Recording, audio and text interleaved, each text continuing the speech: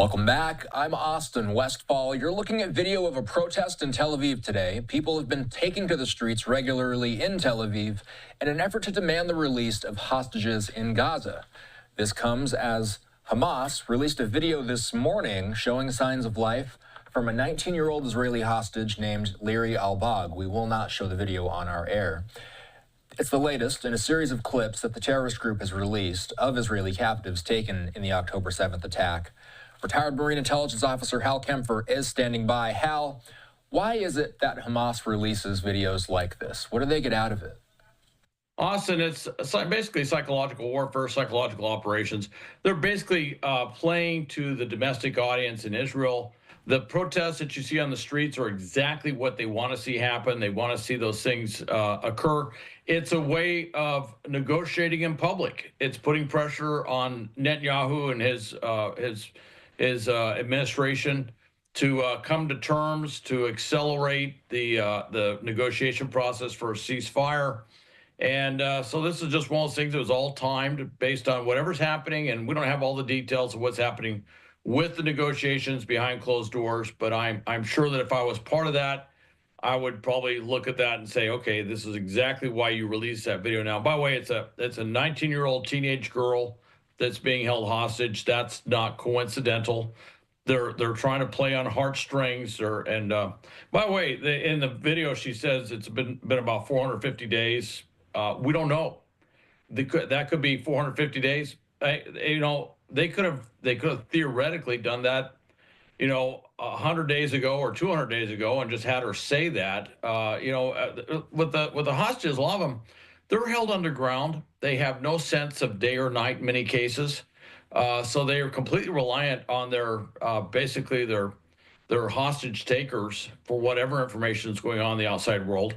They're being brainwashed. One thing that a number of people watching the video, psychiatrists and who have seen it, is they can see the clear emotional and psychological distress that she must be under, and all the hostages are under.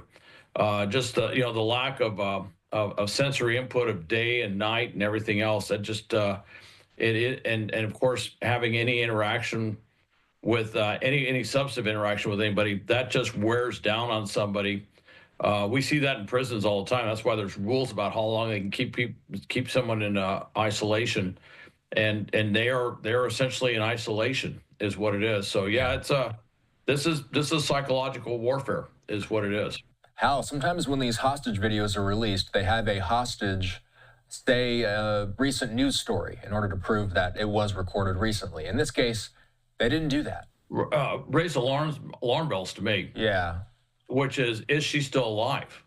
They could have done a series of things some time back where they saw hostages were having health problems or severe psychological problems, or there was some other reason, and they had them pre-record a number of these videos, throwing out dates, but there was no way of verifying. The traditional thing with, for example, kidnappings will be that the hostage will hold up traditionally would hold up a newspaper. And the newspaper would have a date and, of course, a big article that was for that day, whatever the headline is. And that was a proof of life thing to show that the hostage was still alive, the kidnapped victim was still alive. None of that in this one. By the way, it's interesting, none of the major news outlets in Israel are showing this video either.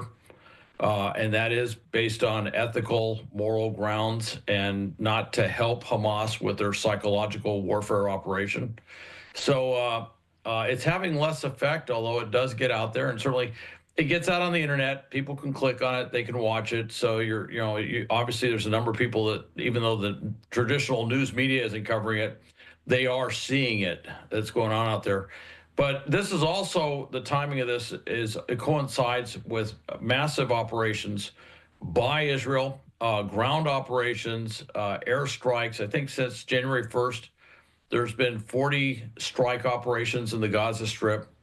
And so the war continues, if you will. Yep. The military operations continue. And that's another reason they're putting us out there. They're trying to put pressure on Israel to curtail some of his strike operations, because frankly, other things that they've done haven't had much success. There's been no shortage of activity in Gaza. Trey Yingst saying, in fact, that there's been an uptick in rocket fire from Gaza over the past couple of days. This week marks 15 months since the war began. Hal, at this point in the war, do you find it incredible that they're actually still able to fire long-range rockets out of Gaza at this point in the war? It really is interesting to see. Here they are, over 450 days in the war, and they're still able to run out there, which is literally run out in the street and fire these missiles into Israeli territory. Of course, Israel's got drones flying over. They've got air cover over. They've got what we would call counter battery fire, which is mortars and artillery and rockets that they can fire at these systems once they spot them. But Hamas is still able to do that. Another thing that coincides with this is there's a report out that Hamas has actually had improvements in their recruiting efforts, of all things. So as Israel is basically causing heavy attrition with Hamas and Palestinian Islamic Jihad fighters, they are recruiting new members. Obviously, they can't really train them much. They are essentially going to be low-grade fodder, if you will, for Hamas and doing whatever operations they are doing. So their life expectancy on the battlefield will be very short.